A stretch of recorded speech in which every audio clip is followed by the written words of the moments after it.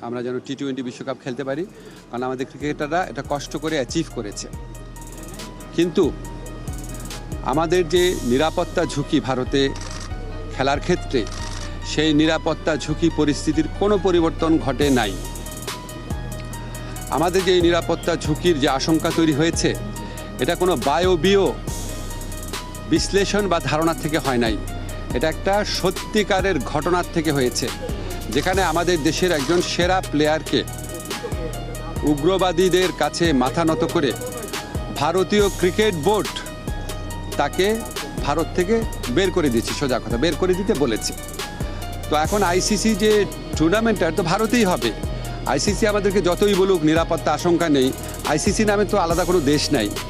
যেই দেশে আমার একটা প্লেয়ার নিরাপত্তা পায় নাই, এবং যেই দেশে ভারতীয় ক্রিকেট বোর্ড সরকারের একটা এক্সটেন্ডেড পার্ট, তারাই আমার প্লেয়ারকে উগ্রবাদীদের চাপে নিরাপত্তা দিতে ব্যর্থ বা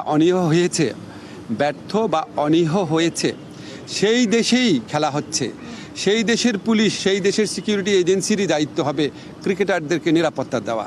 তো আমরা তাহলে ওই ঘটনার পরে কি এমন চেঞ্জ হয়েছে ভারতের, যে আমরা ভাবতে পারবো যে ভারতে আবার কোনো উগ্রবাদী আস্ফালন হবে না, এবং ভারত আমাদেরকে মুস্তাফিজকে নিরাপত্তা দিতে পারে নাই। তো কি হয়েছে, আমাদের ক্রিকেটারদের, আমাদের সাংবাদিকদের, আমাদের দর্শকদের সবাইকে নিরাপত্তা দিতে পারবে?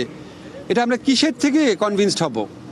আমাদেরকে এই বিষয়ে কনভিন্স করার জন্য আইসিসি কোনো চেষ্টা করে নাই। আইসিসি আসল যে ইনসিডেন্ট, সেটাকে বাদ দিয়ে তার স্ট্যান্ডার্ড যে সিকিউরিটি প্রসিডিউর, সেগুলো নিয়ে আলোচনা করেছে।